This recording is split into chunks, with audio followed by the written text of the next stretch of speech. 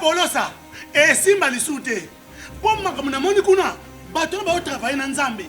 En tout cas, basi baké musika. Donc là, va, yo ba mission dans ton pays, aux autres comme il faut. Place nous à où est-ce souté. Ah? Oyaki, allez, quittez. Polosa, on a battu na kane. Na lomo na kekuna. Là va. Ah! On nous a mis dans l'orange. Comment coquette? Ah, vraiment. Qui ça? Et en plus, il y a qui ont commis partout dans l'Europe, dynamique Congo, commis partout dans l'Europe. Maman coquette, ça est commis partout. Tout commis en Suède, tout commis à Paris, tout commis à Lille, tout commis à Bruxelles. Et puis, base n'a plus toujours Londres, Angleterre.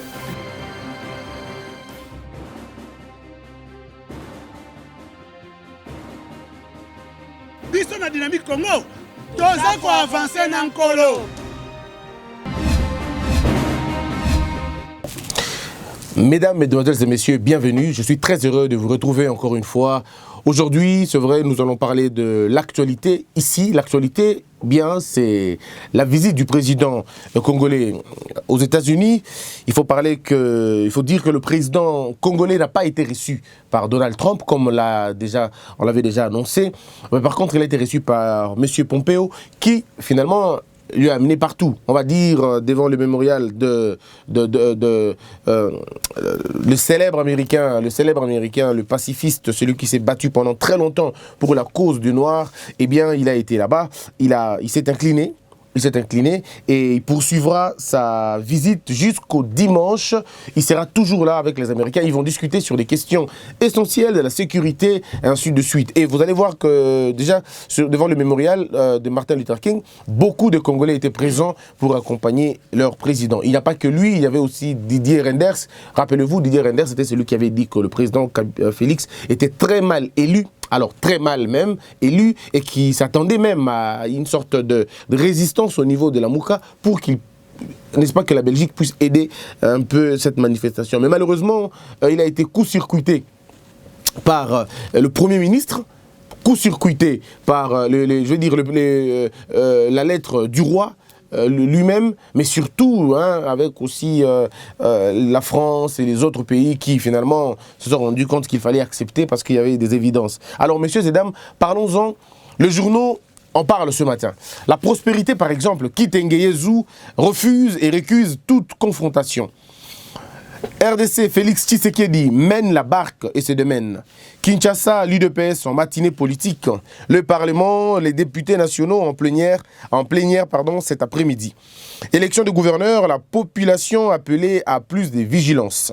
Sous la férule de Nabi Massamuna, la jeunesse d'Engaba, derrière Laurent Batumuna. Voici le secret de la visite de Tshisekedi à Washington, titre La boîte noire.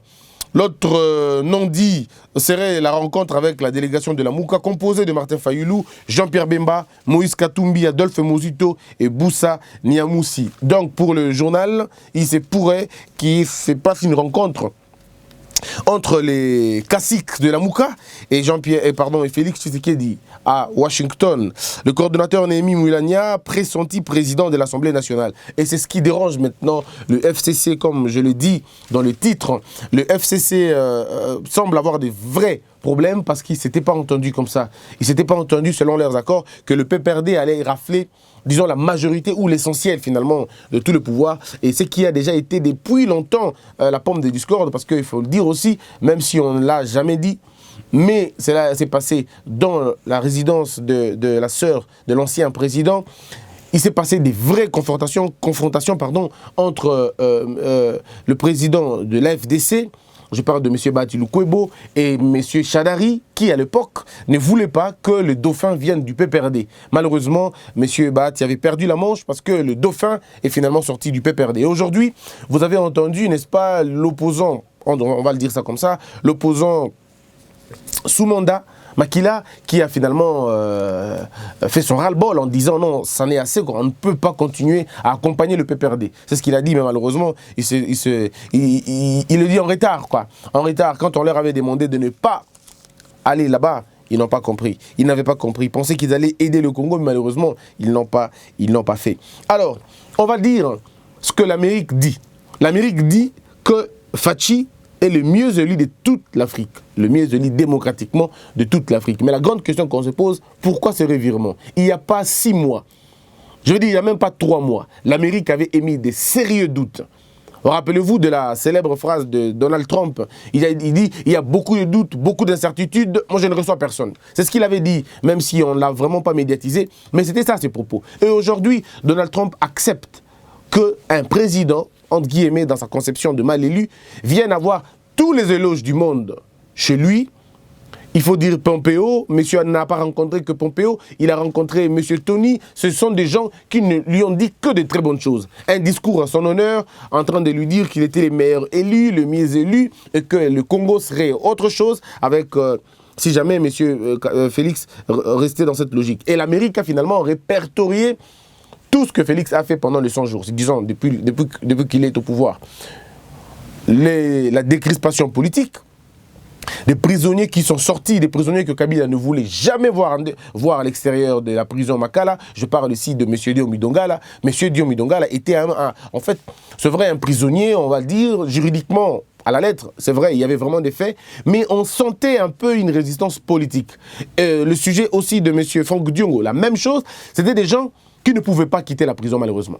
Et à chaque fois qu'il y avait des projets d'amnistie, des projets, des grâces présidentielles, c'était des prisonniers, on va dire, communs qui sortaient. Mais pas ceux-là qui étaient emblématiquement, encore je dis vraiment, entre guillemets, des gens qui étaient arrêtés comme cela. Même comme Félix Tshisekedi arrive, finalement, il libère tout le monde.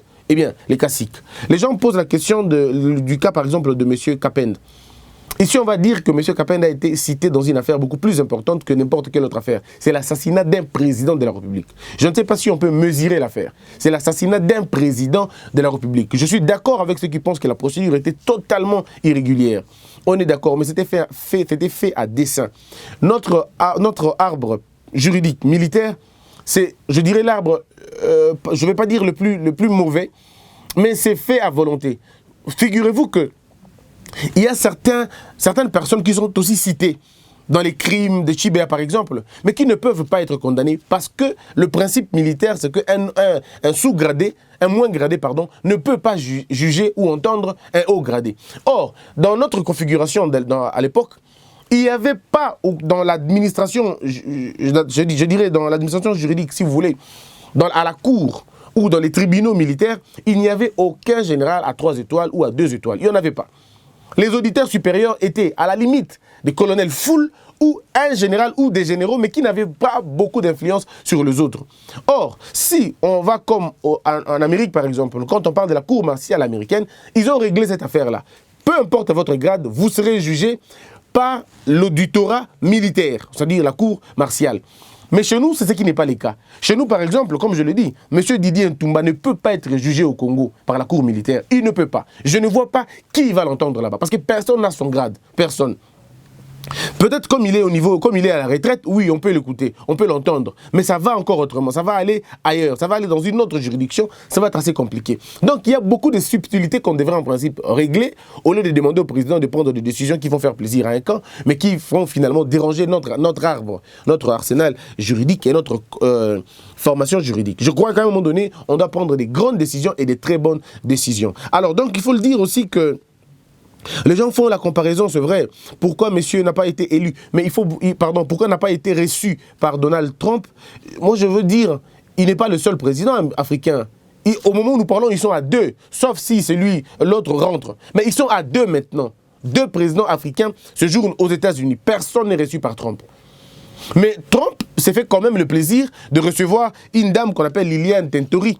C'est l'épouse d'un opposant arrêté au Venezuela. Bon, on estime, on peut poser la question, pourquoi accepter de recevoir une femme d'un opposant et refuser finalement de recevoir des présidents? Bon, la question elle est fondamentale, mais on peut aller plus loin pour dire, est-ce que le problème c'est au niveau c'est au niveau d'arrêter qui que ce soit, pardon, d'entendre qui que ce soit, de recevoir qui que ce soit? Mais ici, le problème c'est les intérêts que l'Amérique trouve dans un contrat avec quelqu'un ou avec quelqu'un d'autre. C'est l'intérêt que l'Amérique trouve. Et l'Amérique, aujourd'hui, je parle de M. Trump, n'a pas trouvé d'intérêt. Alors, vous voulez qu'on lui dise quoi? Il n'a pas trouvé d'intérêt, il n'a pas trouvé d'intérêt. Il a trouvé d'intérêt de parler avec la femme, l'épouse, parce qu'il faut faire la pression au Venezuela. Le Venezuela représente une très bonne place pour eux. Eux-mêmes savent pourquoi ils le font, mais en réalité, c'est aussi parce que la CNN a été arrêtée là-bas. Et vous savez, les États-Unis ne blaguent pas avec leurs intérêts. La CNN a été, finalement, le signal a été coupé. Pourquoi le signal a été coupé? Parce que le gouvernement en place estime que la CNN fait la propagande des guerres. Et par conséquent, on coupe le signal. Et les États-Unis, comme ils ont toujours mis la pression sur le Venezuela, parce qu'ils n'aiment pas Nicolas Maduro, il faut le dire, ils ont préféré recevoir l'épouse de l'opposant arrêté pour faire un peu de faire la pression. Et donc, moi, je crois humblement que ce qui se passe maintenant aux États-Unis devrait intéresser n'importe quel Congolais. Parce que non seulement qu'il a été reçu par les autorités américaines, les représentants de l'énergie au niveau de l'Amérique, ça veut dire les représentants américains à l'énergie, les représentants au niveau du commerce, par exemple, de l'agriculture et de beaucoup d'autres domaines, le président Félix n'a fait que recevoir toutes ces personnes-là. Et au-delà de cela, si vous voulez, dans les divers, le président Félix Tshisekedi a reçu aussi Mutombo Dikembe, un ancien basketteur, mais Mutombo Dikembe s'est fait accompagner par tous les membres de l'NBA. Et disons, les grands joueurs de l'NBA ont été là aussi pour écouter, pour parler avec Donald Trump, avec Félix Tshisekedi. Mais parlons-en maintenant, parlons-en. Pourquoi Félix Tshisekedi s'en va avec autant du monde dans sa délégation? Mais justement parce que c'est comme ça que ça marche dans un pays sérieux. Un pays sérieux, lorsque le président se déplace, on appelle ça une politique d'ouverture. Lorsque le président se déplace, le président essaie d'aller avec un grand nombre d'investisseurs pour qu'ils essaient de prendre contact avec les autres. Pour discuter sur l'énergie. Comment, par exemple, les États-Unis ont réussi à électrifier la Californie? Comment les États-Unis ont réussi à électrifier le Texas? Comment les États-Unis ont réussi à fournir de l'eau potable à l'État, par exemple, à Dallas ou à Michigan ou je ne sais pas moi comment. Alors ça, ce sont des questions essentielles. Et lorsque vous avez des investisseurs avec vous, ces investisseurs vont discuter avec leurs homologues. Parce que les pays ne se développent pas simplement par l'effort de l'État. Non, ça se développe aussi par l'initiative privée. Il faudrait intéresser les Congolais à prendre part au grand concert des nations. Monsieur Félix Tshisekedi est invité encore une fois à Georgetown. Georgetown est une grande université américaine. Mais la grande question qu'on se pose, moi j'aimerais bien que le cabinet du président essaie de voir ceci. Lorsque vous allez par exemple dans Georgetown, essayez de voir l'infrastructure qu'il y a là-bas. Essayez de voir l'infrastructure. Essayez de voir le système éducatif, le système d'enseignement là-bas. Essayez de voir la manière dont ces universités-là sont administrées. Et venez calquer le modèle chez nous. Venez juste calquer le modèle. On ne nous interdit pas d'imiter les autres quand ils font bien leurs choses. Essayez de voir où est la place d'un professeur dans cette université-là. Quelle est la place d'un étudiant dans cette université-là. Essayez de voir leur laboratoire. Essayez de voir au-delà de leur laboratoire, mais leur salle de conférence. Essayez de voir les équipements de l'université. Mais au-delà de tout, essayez de voir les conditions dans lesquelles les étudiants suivent le cours.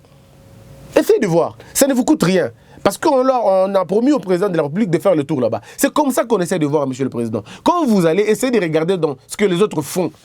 Mais au-delà de tout ce que je vous demanderai, c'est de voir combien de Congolais sont enregistrés régulièrement dans ces universités-là. Et s'il y a des étudiants congolais qui vivent là-bas, qu'ils soient congolais ou américains, pas de problème, mais essayez d'avoir une réunion, une rencontre avec eux. Déjà, monsieur le président, vous avez manqué l'un des plus grands rendez-vous avec les intellectuels de votre pays sur une matière beaucoup plus importante. Et ça, on ne sait pas l'oublier. C'était lors du 13e anniversaire de la Constitution, ici même à l'UNIKIN. On vous a attendu, vous n'étiez pas venu. On ne sait pas pourquoi. On nous a dit, qu'on vous avait dit, que l'UNIKIN est un terrain d'insécurité. Non, monsieur le président, c'était une insulte aux étudiants. Quand vous ne venez pas rencontrer vos propres étudiants, parce qu'on vous a dit que ce sont des gens qui peuvent changer à tout moment, alors là, ce n'est pas faire confiance à vos propres étudiants. Ces gens-là ne faisaient que citer votre nom. Et c'est quand ils ont vu que vous n'étiez pas là qu'ils ont commencé à chanter le nom de vos rivaux. Parce qu'on estime humblement que l'université, c'est le sanctuaire. L'université, c'est les sanctuaires. Ce n'est pas un hasard qu'on vous amène dans cette université-là. Je crois qu'ils veulent vous faire passer un message que vous n'arrivez peut-être pas à comprendre ou que votre bureau ne vous aide pas à comprendre. Lorsqu'on vous amène dans une université, c'est pour voir que c'est là le sanctuaire, c'est là la montagne. Lorsqu'on dit « je lève mes yeux », vers la montagne. La montagne scientifique, c'est l'université. Parce que c'est de là que sort l'intelligence, l'intelligentsia. C'est là que sort la manière de faire. C'est là que sort la manière d'agir. C'est là que sort la pensée d'un État. Et donc, nous avons besoin de ce modèle au Congo. Nous avons besoin de ce modèle au Congo parce que je suis convaincu que nous ne pourrons pas changer les choses si nous ne faisons pas attention à nos universités, à la production et surtout à la qualité de la production de nos universités. Donc essayez de voir avec votre équipe combien de Congolais sont légalement enregistrés là-bas. Mais au-delà de cela, regardez aussi combien de Congolais enseignent à Georgetown. Faites les recherches. Vous risquez de rencontrer beaucoup de Congolais qui sont professeurs là-bas, beaucoup de Congolais qui sont assistants là-bas, beaucoup de Congolais qui travaillent dans l'administration. C'est ce que Mobutu faisait. C'est ce que Mobutu faisait quand il faisait le tour. Mobutu est allé rencontrer certains jeunes étudiants dans les conférences, dans les universités. Oui, il est allé à Cambridge écouter les étudiants. Il se raconte, selon la légende, que M. Mobutu était même allé jusqu'au niveau de Paris. Il était à Paris, à l'université parisienne, pour essayer d'écouter les étudiants congolais. Et c'est là qu'il aurait rencontré un homme que j'oublie. J'ai le nom, mais je ne sais pas citer le nom, sinon ça risque d'être, si je me trompe, eh bien ça risque d'être une fausse information, donc je me réserve. Monsieur le président Mobutu est allé rencontrer des gens comme ça. Et tous les autres présidents le font, Kagame le fait, les autres présidents, Mao était d'ailleurs le premier à faire ce genre de choses. Parce que vous devez aller écouter vos frères, écouter vos enfants qui sont nés aux États-Unis par exemple, qui étudient dans ces universités-là. Essayez de les rencontrer, vous serez surpris de l'intelligence, de l'ingéniosité de vos enfants là-bas. Et ce sont des intelligences à rapatrier. Ce sont des intelligences à rapatrier au Congo pour le besoin du Congo. Et nous sommes d'accord. Moi, je ne vois pas pourquoi on refuserait que ceux qui ont fait des preuves à l'étranger puissent venir travailler au Congo. On ne refuse pas. Et ça, c'est le président de la République qui doit aller faire cela. Lorsque vous allez, par exemple, dans le mémorial, au mémorial de Martin Luther King, Martin Luther King représente pour l'Amérique un grand pilier. Il s'est battu pour la cause des Noirs, pour le droit civique. Il n'était pas seul, c'est vrai. Il y avait tout un mouvement. On parlera de Cassius Clay, on parlera de beaucoup d'autres personnes. Malcolm X, on parlera de Rosa Parks, on parlera de beaucoup de gens qui se sont battus vraiment pour trouver la solution de cause des Noirs. Mais où est le mémorial de Lumumba chez nous? Vous allez me dire, non, c'est ça, Lumumba, échangeur. Oui, mais quelle valeur on accorde à cela? Quelle valeur accordons-nous à ces monuments? D'abord, ces monuments ne ressemblent pas à Lumumba lui-même déjà. Il y a un problème sérieux. Les monuments des paquets comme s'il était un footballeur. Et si vous regardez ce monument-là, c'est vraiment Patrice Eboué. C'est vraiment Patrice Eboué, un Camerounais qui a tourné le film de Lumumba. C'est son image en réalité, ce n'est pas l'image de Lumumba. Est-ce qu'on a manqué la vidéo? Combien de fois le feu professeur Liolo a demandé de refaire ce monument? On ne l'a pas écouté. Combien de fois il a demandé de refaire ce monument? On ne l'a pas écouté. Ces monuments, selon certaines personnes, je ne confirme rien, selon certaines personnes, ces monuments seraient venus du Japon. D'autres parlent de Corée. Est-ce que Lumumba est allé en Corée ou au Japon là-bas? Mais c'est là qu'on va finalement parler de lui et on va dresser une image sur lui parce que les gens ont voulu rétrocession, ainsi de suite. Vous comprenez un peu? Ça veut dire que c'est un peuple qui sait honorer les combattants. Et nous pouvons nous aussi honorer nos combattants. On doit honorer nos combattants. Moi, je demande encore une fois, comment on appelle le monument de Kasavubu, qui est sur Kimpwanza, s'il vous plaît, qu'on enlève ce monument-là. Ce n'est pas Lumumba, ce n'est pas Kasavubu non plus. Kasavubu n'avait pas un buste comme ça, non, ce n'est pas possible. C'est très démesuré, ce n'est pas bien. Ce n'est pas bien. Il y a même un de ses enfants qui a dit ce n'est pas papa. Il dit il ne ressemble pas à papa. Et quelqu'un m'a opposé la nouvelle pour dire non, mais Christian, tu ne peux pas dire ça parce que même en Afrique du Sud, le monument de Mandela ne lui ressemble pas. Mais on s'en fout. Depuis quand l'Afrique du Sud devient notre modèle à nous? Si nous avons la possibilité de recréer, de faire mieux les choses, est-ce qu'on doit suivre parce qu'eux ont commis une erreur, nous devons aussi la commettre? Non. On fait ces choses-là si vous n'avez pas beaucoup de personnes, si vous n'avez pas beaucoup de talent. Mais nous avons des génies au Congo. Nous avons des génies qui vous dessinent des choses, qui vous font des sculptures. Vous n'avez aucune idée. Vous dites, mais ça c'est une machine ou c'est un homme? Oui, mais pourquoi on ne les prend pas? C'est aussi simple, n'est-ce pas? Si le gouvernement veut être sérieux, que le gouvernement vienne au niveau de l'Académie des Beaux-Arts, que le gouvernement donne un TP à tous ces étudiants-là, en disant, donnez-nous une maquette de tous les grands au Congo. On va le faire. C'est quoi cette affaire où on a toujours des images qui ne ressemblent à personne? C'est lui de Laurent Désiré Kabila. Ce n'est pas lui. C'est un monument qui a une telle grosse tête comme moi et qui n'a rien à voir avec Laurent Désiré Kabila. C'est pas normal, ça. C'est pas normal. Regardez le monument de Lumumba. Regardez le monument de Lutumba qu'on a ici sur le 24. Ça n'a rien à voir avec Lutumba. Rien à voir avec lui. Je crois que lui-même, quand il passait, il disait, mais oh, vous allez Kinanga. Donc, je crois, à un moment donné, il faudrait qu'on arrive à viser l'excellence, quoi. On doit viser l'excellence. Vous avez vu le monument qu'on a fait pour Félix Tshisekedi. Un jeune monsieur l'a fait, mais parfaitement bien. C'était très bien fait par ces jeunes gens. Mais pourquoi on ne les prend pas? Je ne connais même pas son nom. Pourquoi on ne l'appelle pas pour refaire encore autre chose? Faites un tour à l'Académie des Beaux-Arts. Vous trouverez, mes frères, vous trouverez des monuments, des maquettes. Vous dites, mais non, mais ça c'est une photo ou c'est une maquette? Non, il vous fait des choses, il vous dit, si j'ai par exemple 5 millions de dollars, ou 4 millions de dollars, ou 2 millions, je ferai ça en grand. 2 mètres 30, 4 mètres. Vous savez, c'est aussi la... Non, mais c'est aussi la grandeur, quoi. Regardez la photo de Léopold II. Et venez au Théâtre des Verdures, à Kinshasa. Regardez, bon, c'est vrai qu'aujourd'hui, c'est vraiment détérioré, ça s'est détérioré, mais un peu abîmé. Mais vous allez voir, c'est vraiment du portrait caché. C'est vraiment lui, quoi. Parce qu'on a donné à un excellent. Nous devons développer la culture de l'excellence et viser le mieux. Et donc, voilà un peu ce que M. Félix doit faire là-bas. Et aussi, pourquoi sommes-nous obligés d'avoir les marchés comme on a aujourd'hui? Ou quand il pleut, c'est fini, baby, tout ça. Pourquoi on ne peut pas, nous, mais c'est vrai que ça aussi, c'est une part de notre propre responsabilité, parce que nous mangeons là, on jette des choses là-bas, tout ça. Il y a une saleté que nous-mêmes, nous avons organisé, le peuple, oui, on est d'accord. Mais je crois qu'en passant là-bas, le président de la République doit revenir au Congo avec une autre mentalité. Et vous savez pourquoi Félix Tshisekedi n'a pas droit à l'erreur? Non, Félix Tshisekedi n'a pas droit à l'erreur. Parce que lui, il a vécu en Europe.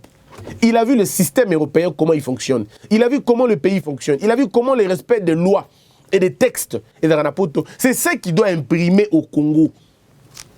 Nous ne voulons pas avoir un président qui réfléchit comme un dernier Africain. Non. Il faut que le président Félix comprenne que moi, personnellement, j'étais en Europe, j'ai vécu en Europe, je sais ce que c'est. On dit qu'il a été vendeur de pizza. Il n'y a aucune honte, n'est-ce pas, à cela.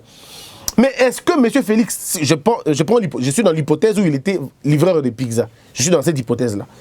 Parce que pour moi, je me dis, il n'y a aucune honte d'être un livreur de pizza. Il n'y a aucune honte. Mais regardez maintenant. Est-ce que le président Félix peut venir donner la valeur à ce vendeur de pizza aussi au Congo pour que ces vendeurs de pizza soient aussi honorés comme lui? Je crois que c'est comme ça qu'on peut faire les choses. Lorsque M. Lula devient président du Brésil, M. Lula dit, je viens avec un rêve. Parce que moi, j'étais un cireur. Lula était cireur. Il faisait le... Donc, ça dit, on doit cirer Baktoba, ça part bango. Mais Lula, quand il devient président, qu'est-ce qu'il fait? Il développe le programme, son programme majestueux, son programme agraire. Il organise des conférences agricoles de très grande envergure. Il se bat à ce que chaque maison ait son petit potager. Et vous avez vu ce qui s'est passé? Et il a finalement construit la mentalité brésilienne au point qu'aujourd'hui, c'est vrai qu'il y a eu beaucoup de choses après, mais on reconnaîtra de ce monsieur des grands travaux. Pourquoi? Parce que monsieur est venu du bas et quand il est monté, il a compris que je ne peux pas laisser ceux qui sont en bas. Et c'est comme ça qu'on fait les choses, c'est comme ça qu'on transforme les choses. Il faudrait que chacun au Congo travaille allié au Yazanango, au Asali allié. C'est très important. Donc, le tour ou la tournée du président de la République est là au moins à niveau Wana. Mais un élément encore important, c'est que M. Mutombo Dikembe a un hôpital au Congo. Mais il n'est pas le seul Mutombo Dikembe. Ils sont nombreux. Je parle de M. Claude Makelele, par exemple. Le cas de Claude Makelele. Claude Makelele arrive au Congo. Claude veut créer une école de foot, vraiment de grande envergure. Mais on lui dit, non, vous n'êtes pas Congolais, vous êtes Français. Si vous voulez construire une école ici, vous allez le faire en tant que Français. Mais Claude Makelele est tombé de nuit. Il dit, mais je ne comprends pas. Comment vous me demandez, comment vous pouvez me demander cela? En même temps, vous voulez que le sport du Congo se développe. Mais le sport, pour se développer, il faut le professionnalisme.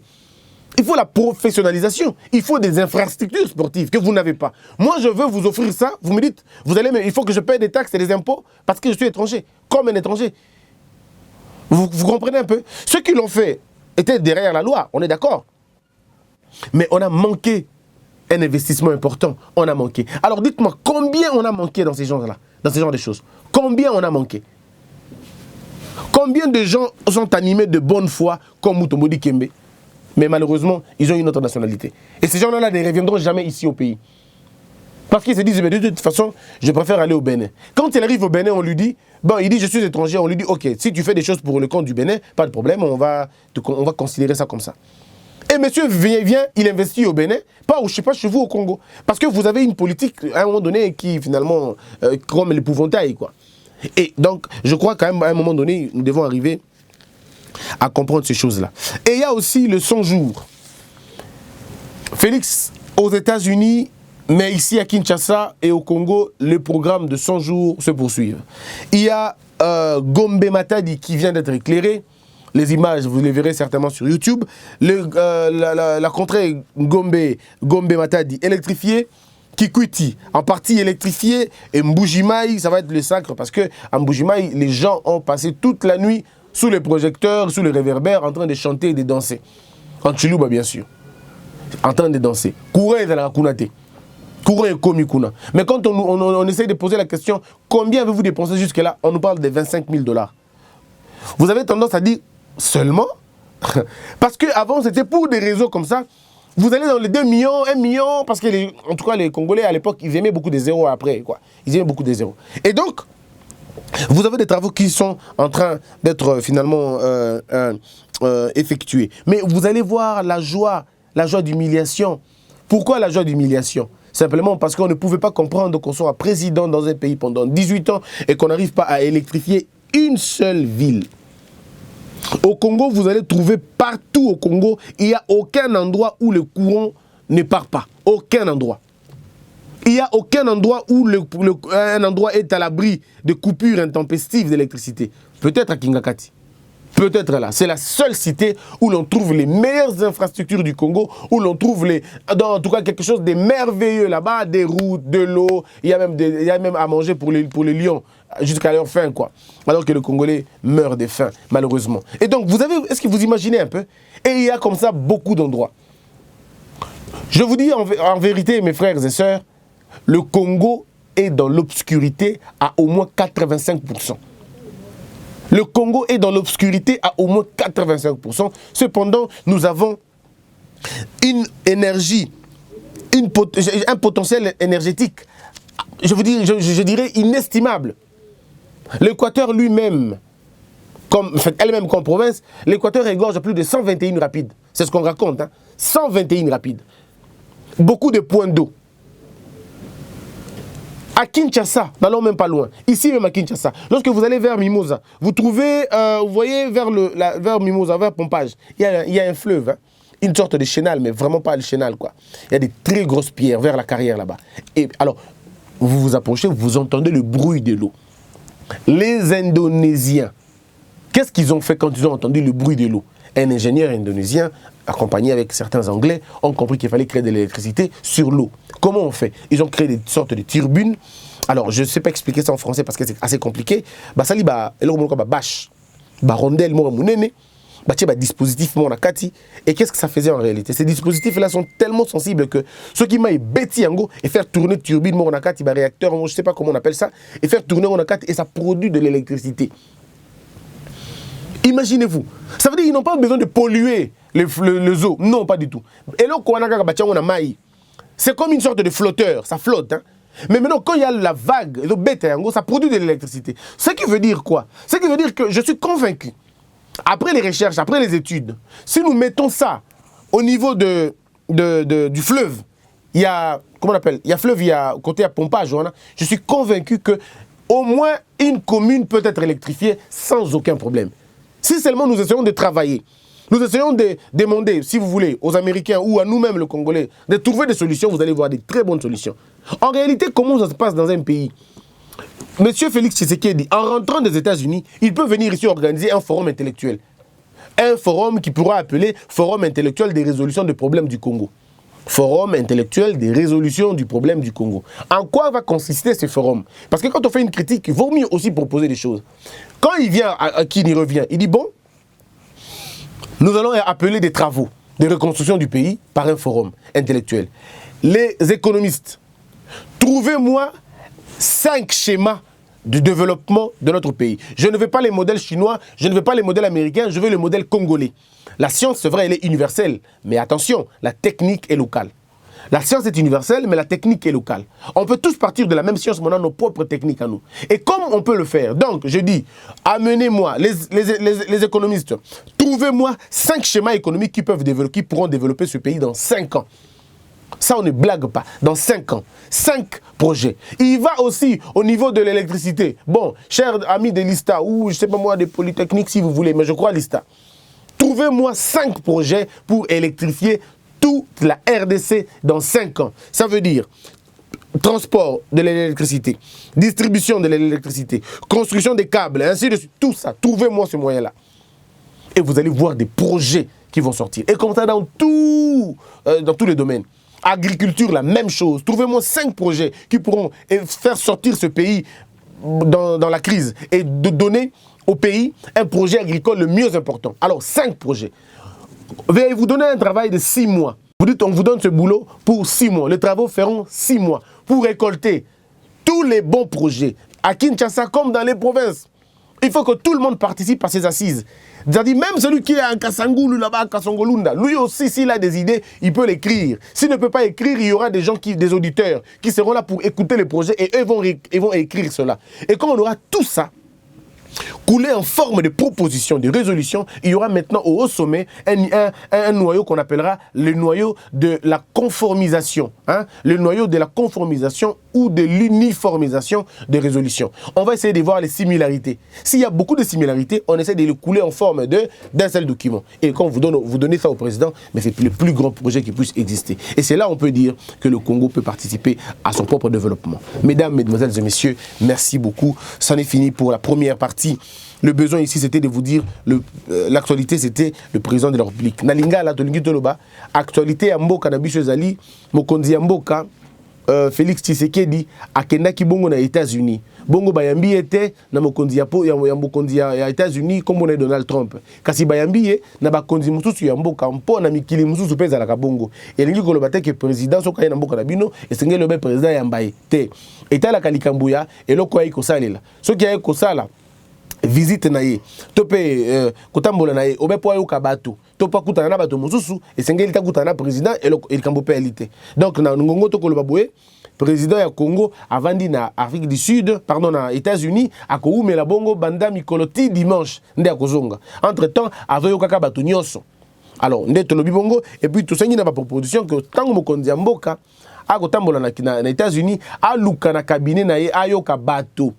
Alors, ma proposition ya bateau. Et c'est ngeli na yo ka ba congolais. Ba ko ça été que ba congolais aux États-Unis balingi yote lokuta. O balingi bazali, na o balingi te be bazali. Donc na mukilio ba kolingo ba tonyo sote. Et ali na ba kolingo, eli pe na ba kolingo te. Ba to tout ende balingaka Mobutu, ba to tout ende balingaka Laurent Désiré Kabila, ba to tout ende balingaka Joseph Kabila. Ba to tout penyo so ba kolingi te. Na ngai ba to tout ba kolinga ngai te. Mosusu ba kofinga, mosusu ba kokumisa. Et ali obe bongo. Bokiliango yali obe bongo bakondimo na bato bakondimo te mais malamu yali na moto ya kondimo te apeso pe moi malé apesa o mama elene yango le baté ko lingi moto te be ko finga be suluki kaka bongo nde malamu mingi te. Alors na yango to lobi na bino bandeko azalaki bongo na États-Unis avandi kuna akoumela mwa kuna akutanaki na bandeko ya mboka lokola ba mutombodi kembe na baninga na betaka ndembo akutanaki pe na bato basalaka makambo ya lotiliki akutanaki na bato basalaka na makambo na mai akutanaki na bato basalaka na makambo na bilanga esengenda bango koloba ke et ali obe bongo akokende bongo na été elo o babengi Georgetown et vous allez robe bongo aux États-Unis akeno kutana na atala ninge esali makakuna nde to sengi na ye azo pe maele ya kuna aye ngo pe awa po mboka na biso pe bonga po uniki ne kufi asa pe makasi ke uniki ne bonga ini lupe bonga ba université na biso pe e bonga toti moi ambiance na ba université to sala nde botei et vous allez moi malamu mokambi ya mboka pe ya États-Unis pardon ya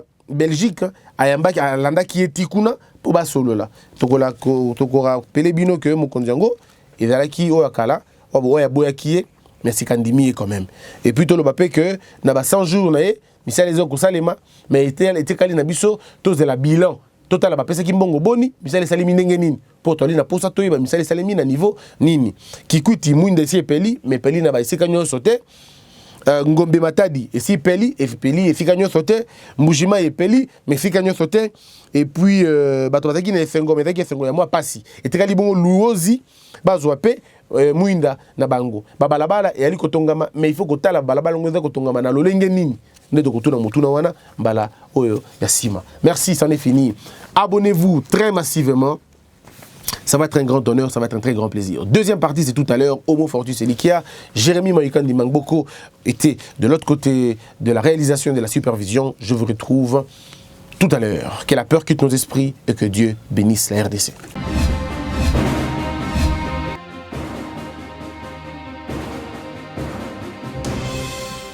Patron nga Polosa et simba lisute. Pour makamuna moni kuna bato ba travailler na Nzambe. En tout cas basi bake musika. Donc là va, yo ba mission na to pesa yo ozo sango comme il faut. Place no awe za susute. Ah? Oyoki, allez quitter. Polosa, on na bacha bali na kale. Na longo na kekuna. Là va. Ah! On nous a arrangé na. Comment coquette? Ah, Vraiment. Qui ça? Et en plus, Nayo qui est commis partout dans l'Europe, dynamique, Congo commis partout dans l'Europe. Comment coquette? Moussala est commis partout. Tout commis en Suède, tout commis à Paris, tout commis à Lille, tout commis à Bruxelles. Et puis, base n'a vu ce tirage toujours Londres, Angleterre.